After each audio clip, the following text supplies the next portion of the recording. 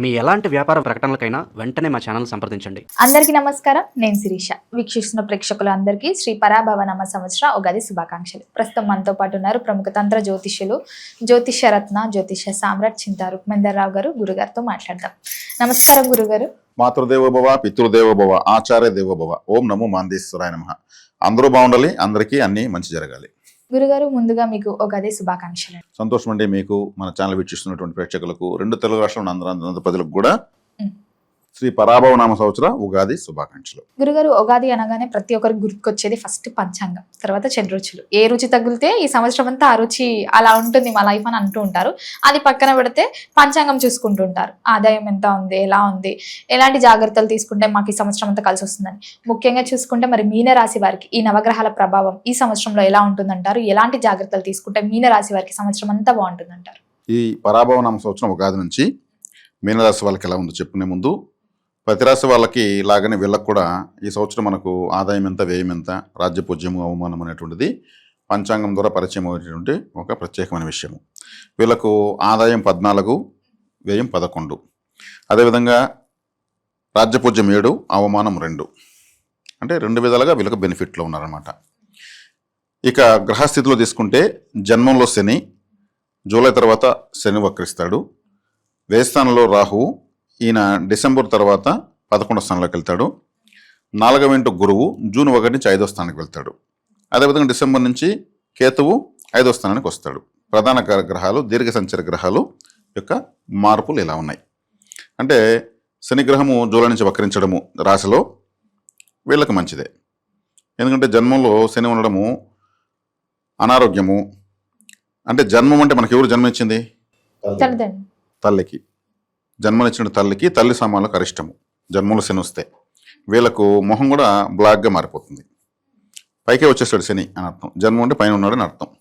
నెత్తి మీద శని కూర్చున్నారు అంటే అంటారు కొంతమంది, ఏదైనా జరుగుతున్నప్పుడు అంటుంటారు. జన్మ శని అంటే అలా ఉంటుంది. వీళ్ళ ప్రయత్నాలు మందకొడిగా సాగడము. వీళ్ళు ఎవరికి హామీలు ఉండకూడదు. నేనున్నాను షూరిటీ సంతకాలు పెట్టడము, మాటలు ఇవ్వడము, పూచీకత్తులు ఇవన్నీ చేయకూడదు. భారీ పెట్టుబడులు పెట్టి వ్యాపారాలు చేయకూడదు. అంత అంటే వశీకారం లేదని అర్థం. జన్మలు శని ఉన్నాడంటే వశీకారం లేదని అర్థం. అదేవిధంగా వీళ్ళకు వ్యయస్థానంలో రాహు ఉన్నాడు. వ్యయస్థానంలో రాహు మంచిదే. వీళ్ళు కానీ ఉన్న ప్రాంతాన్ని వీళ్ళు దూరంగా వెళ్ళారంటే రాజయోగం. అంటే వ్యయస్థానం అంటే దూర ప్రాంతంలో వీళ్ళకి అదృష్టం ఉందని అర్థం. అంటే వ్యయంలో రాహు ఉన్నాడు. రాహు దూర ప్రాంతాన్ని తెలియజేస్తాడు. 12వ స్థానం దూర ప్రాంతాన్ని తెలియజేస్తుంది. అక్కడ రాహు ఉన్నాడు. దూరంగా వెళ్ళే కొద్దికి వీళ్ళకు ఈ యొక్క జన్మశని యొక్క తీవ్రత తగ్గుతూ వస్తుంది. మామూలుగా ఎవరికైనా జ్వరము, అనారోగ్యం చేస్తే బంధువులు తెలిస్తే ఫోన్ చేసి మా ఇంటికి వచ్చి 3 రోజులు ఉండేసి పోండి అంటూ ఉంటారు. అంటే అక్కడ ఎక్కడైతే వీళ్ళకి అనారోగ్యం చేసిందో ఆ ప్రాంతాన్ని వదిలేసి దూరంగా వెళ్తే వీళ్ళకి ఆరోగ్యం సెట్ అవుతుంది. బంధువులు సంతోషము, వాళ్ళకు నచ్చిన తిండి తిండి పెట్టడము, బాగున్నావా, చిన్ననాటి స్నేహితులు అందరూ రావడంతో అనారోగ్యాన్ని మర్చిపోతారు. ఎక్కడైతే అనారోగ్యం అక్కడే ఉంటే ఆ దిగులుతో ఉంటారు. అక్కడ ఆ వాతావరణం ఆవరించి ఉంటుంది. అట్లా మీనరాశి వాళ్ళు దూర ప్రాంతానికి వెళ్ళడం మంచిది. ఏలినాటి శని. కొంతమంది మనం ఇక్కడి నుంచి వెళ్తే ఊర్లో వాళ్ళు ఏమనుకుంటారో, వాడు ఊరు వెళ్ళిపోయాడు అనుకుంటారు. ఇవన్నీ వదిలేండి. ఎవరేమనుకున్నా మన లైఫ్ మనది, మన అభివృద్ధి మనకు కావాలి. ఎంతోమంది కష్టాలు తట్టుకోలేక కొంతమంది ఇప్పుడు చాలా దూర ప్రాంతాలు, చెన్నై, హైదరాబాద్, బెంగళూరు ఇటంతా వెళ్ళి సెటిల్ అయిపోయిన వాళ్ళు ఉన్నారు. అంటే కట్టుబట్టలతో చేతి ఖర్చులకు చేతిలో పెట్టుకొని చాలని విధంగా అక్కడ పోయి ఎక్కడ ఎవరు అడగాలను, ఎక్కడ ఉండాలో తెలియకుండా వెళ్ళి కూడా కోటేశ్వర్లు అయిన వాళ్ళు ఉన్నారు. అంటే కష్టాలు ఉన్నప్పుడే వెళ్తారు. ఆ విధంగా బాగుంటే ఎవరు వెళ్తారు? వెళ్ళరు కదా. కాబట్టి దూర ప్రాంతంలో రాహు ఉన్నాడు. రాహు కూడా డిసెంబర్ తర్వాత లాభస్థానంలోకి వస్తున్నాడు. అది ఇంకా చాలా మంచిది. అంటే వీళ్ళకి జన్మశని కొంచెం జన్మస్థానం నుంచి దూరంగా పోవాలని అర్థం. సొంత ఊరు నుంచి ఉద్యోగరీత్యా కావచ్చు, వ్యాపారరీత్యా కావచ్చు, వృత్తిరీత్యా కావచ్చు. బంధువులు సహకారం కన్నా స్నేహితుల సహకారంతో వెళ్ళచ్చు. మనము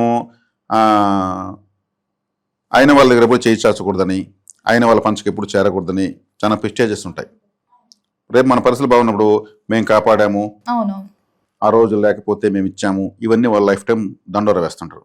స్నేహితులైతే సహాయం చేసి సంతోషపడతారు. మనకు తగిన వాళ్ళని ఎంచుకుని ఇలా తీసుకోవచ్చు.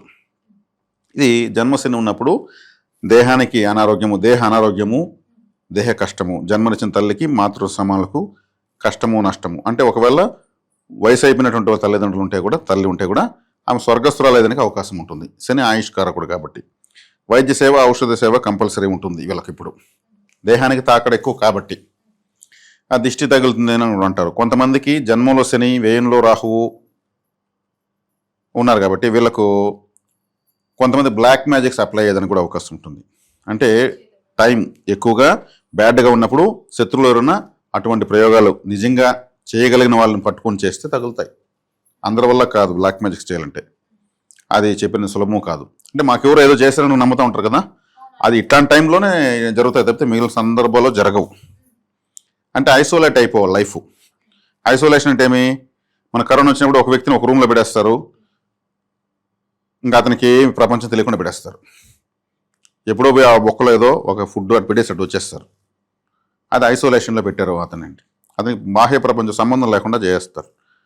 అది ఐసోలేట్ అయిపోవడం అంటే. అంటే బాహ్య ప్రపంచంతో అన్నీ కూడా వీళ్ళకు ఇబ్బందిగా ఉంటాయని అది నాకు చెప్తారనమాట. కాబట్టి ఇప్పుడు ఇంత చెప్తున్నా భయపడిపోవాల్సిన అవసరం ఏం లేదు. జన్మల శని ఉంటే తీవ్రమైనటువంటి మానసిక, శారీరక ఒత్తిడి, నలకడ, తాకడ, తడబాట్లు ఉంటాయి జన్మంలో ఉన్నప్పుడు. ఆయన 30 సంవత్సరాలకు ఒకసారి వస్తాడు కాబట్టి ఈయన వక్రిస్తాడు జూలై తర్వాత. అంటే వెనక్కి తిరుగుతాడు, అంటే రాశిని వదిలేసి వెనక్కి పోతాడు. అప్పుడు హ్యాపీగా ఉంటుంది, రిలాక్సేషన్ ఉంటుంది. రాహు వ్యయంలో ఉండడం మంచిదే. రాహు లాభంలోకి వెళ్తున్నాడు మళ్ళీ కూడా. అంటే కంటిన్యూగా రాహు గ్రహం అనుకూలంగా మారుతూ ఉంది వీళ్ళకి. ఇప్పుడు జూన్ తర్వాత అంటే ద్వితీయార్థంలో, ఈ సంవత్సరం ద్వితీయార్థంలో గురువు 5వ ఇంటికి వస్తున్నాడు. అది ఇంకా మంచిది. రాశ్యాధిపతి రాశినే చూస్తాడు. రాశినే చూసినప్పుడు రాశికి ఏమున్నా పోతుంది, ఎంత జటిలంగా ఉన్నా సొల్యూషన్స్ దొరుకుతాయి, మార్గం దొరుకుతుంది. అబ్బా ఇంత కష్టపరుస్తులు నాకు భలే దేవుళ్ళ దిగొచ్చాడు, అంతే గురువు వచ్చేస్తున్నాడు, ఎక్కడికి పోలేదు. కాబట్టి చూస్తానంటే రోజులు ఇలా ఇలా గడిచిపోతాయి. దీనికి భయపడాల్సిన లేదు. జ్యోతిష్ శాస్త్రంలో గ్రహాల యొక్క స్థితిగతులు ఎలా ఉంటాయని వివరణ మాత్రం స్టార్టింగ్ చెప్పాను, దానికి భయపడాల్సిన పని లేదు. గురుగారు, మరి ముఖ్యంగా విద్యార్థులకు ఎలా ఉంటుందంటారు? ఈ సంవత్సరం ఎలా కలిసి వస్తుందంటారు వారికి? విద్యార్థులకు ఏమున్నా కానీ నెగ్లిజం పనికిరాదు. వాళ్ళు గురువు వచ్చి రాసిని చూసినా చూడకపోయినా వాళ్ళు ఎఫర్ట్ పెట్టుకోవాల్సిందే. గురువు చూసినా కానీ జన్మంలో శని ఉన్నాడు. శని అంటే నేను ఏం చెప్పాను ఇంతకుముందు ఒక వీడియోలో, ఎఫర్ట్. గురువు చూసినా కానీ వాళ్ళు పెట్టిన ఎఫర్ట్కి రిజల్ట్ వస్తుంది. గురువు చూడకపోతే ఎఫర్ట్ పెడితే రిజల్ట్ రాదు. వీళ్ళు పెట్టిన ఎఫర్ట్కి రిజల్ట్ రావాలి కదా, ఎఫర్ట్ అయితే వీళ్ళు పెడతారు. శని ఎక్కడ ఉంటే అక్కడ ఎఫర్ట్ జరుగుతూనే ఉంటుంది. కాబట్టి దానికి రిజల్ట్ గురువు వచ్చి ఇచ్చేస్తాడు. మార్కులు అయితే గురువే కదా, కాబట్టి రిజల్ట్ వస్తుంది. కాబట్టి విద్యార్థులు బాగుంది. ఉద్యోగ వ్యవస్థలో ఉన్న వారికి ఎలా ఉంటుందంటారు? ఉద్యోగమైనా మారాలి అనే ఆలోచన ఉన్న వారికి ఈ సంవత్సరం కరెక్ట్ అంటారు? ద్వితీయార్థంలో మార్పులు చేర్పులు ఖచ్చితంగా ఉంటాయి. శని వక్రిస్తాడు కదా, కర్మకారకుడు వక్రిస్తాడు. అంటే ఇక్కడ వక్రించడం వీళ్ళకి మంచిది. అంటే జన్మంలో ఉంటూ తాకడగా ఉన్నాడు, తడబాటుగా ఉన్నాడు, ఆయన వక్రించాడంటే ఏమవుతుంది, గురువు వచ్చి మళ్ళీ చూస్తాడు. కాబట్టి వీళ్లకు ఆ ఒత్తిడి తీవ్రత తగ్గి అప్పటి వరకు చేస్తున్న ప్రయత్నాలు ఏదైతే సఫలీకృతం కాకుండా ఉంటాయో అవి అవ్వడం ప్రారంభమవుతాయి. కాబట్టి ద్వితీయార్థంలో మీనరాశి వాళ్ళకు చాలా చాలా బాగుంది. గురుగారు, ముఖ్యంగా ఎవరికైతే వివాహం జరగలేదో ఈ సంవత్సరం వివాహ యోగం ఉందంటారా? మరి వివాహ యోగం ఖచ్చితంగా ఉంటుంది. ఎందుకంటే వ్యయస్థానంలో రాహు ఉన్నాడు. వ్యయస్థానంలో రాహు మంచోడు అని చెప్పాను. జన్మంలో శని ఉన్నప్పుడు శుభకార్యరీత్యా అశుభకార్యరీత్యా డబ్బు ఖర్చు పెట్టిచ్చేస్తాడు. అంటే పెండ్లైతే రూపాయి 10 రూపాయలు కాదు కదా, అంటే ఏదో ఒక శుభకార్యం ఏళ్ళనాటి శనిలో ఎక్కువ పెండ్లు అవుతాయి. ఇది చాలామంది తెలియదు ఈ విషయం. అంటే పెండ్లైన నా ప్రెస్టేజ్ కింద ఫుల్గా డబ్బు అంతా ఖర్చు పెట్టిచ్చేస్తాడు. అదే పెండ్లైన 6 నెలలు కరువు అంటారు. వాళ్ళు డబ్బు అంతా ఖర్చు పెట్టేసి ఉంటారు. ఆడ దొరికిన చోట డబ్బు తీయ ఉంటారు. వీళ్ళు కొత్తగా ట్రై చేసి ఆడ దొరకదు ఒక 6 నెలల సంవత్సరం వరకు. అంటే ఒక్కసారి పెండ్లైన మూలుకొని మళ్ళీ వాళ్ళు తిరిగి మళ్ళీ కోలుకుని సంవత్సరం పడుతుంది. అప్పుడు ఏళ్ళనాటి శనిలో ఏం చేస్తాడు, అప్పు చేపిచ్చేస్తాడు. శుభకార్యం చేస్తాడు, దాని ద్వారా అప్పు చేపిస్తాడు. కాబట్టి ఇక్కడ వచ్చేకాడికి గురువు ద్వితీయార్థంలో చూస్తాడు. కాబట్టి ఇప్పటి నుంచి వివాహ ప్రయత్నాలు చేస్తే ద్వితీయార్థంలో గురువు వచ్చేకాడికి మొత్తం సర్దుకొని శుభకార్యాలు కూడా జరుగుతాయి. పంచమ స్థానంలోకి వస్తాడు కాబట్టి సంతాన యోగం ఉంటుంది, దైవ బలము పెరుగుతుంది. రాజకీయ రంగంలో ఉన్న వారికి, సినీ రంగంలో ఉన్న వారికి ఎలా ఉంటుందంటారు? మరి రాజకీయ సినీ రంగాల వాళ్ళకు, ముఖ్యంగా రాజకీయ రంగం వాళ్ళకు బాగుంది. రాజకీయ రంగం వాళ్ళకి, సినీ రంగం వాళ్ళకి కొంత ఎఫర్ట్తో కూడుకున్నట్టు ఉంటుంది. ఎందుకంటే సినీ రంగం వాళ్ళకి ఇది కావాలి, ఇది ఎప్పుడు మేకప్ కావాలి. ఇక్కడ శని ఉన్నప్పుడు మేకప్ కుదరదు. రాజకీయ రంగంలో వాళ్ళకి వ్యూహం కావాలి. వ్యూహాత్మకంగా అడుగులేయాలి రాజకీయంలో.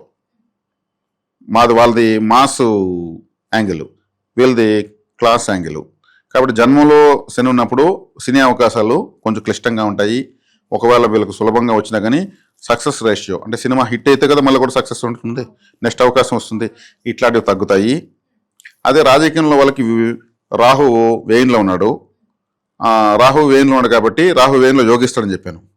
వీళ్ళకు రాజకీయ రంగంలో ఉన్న వాళ్ళకి ఇప్పుడు నిద్ర పట్టదు. రాహు వేయిన్లో ఉన్నాడు, బెడ్రూమ్లో రాహు ఉన్నాడు.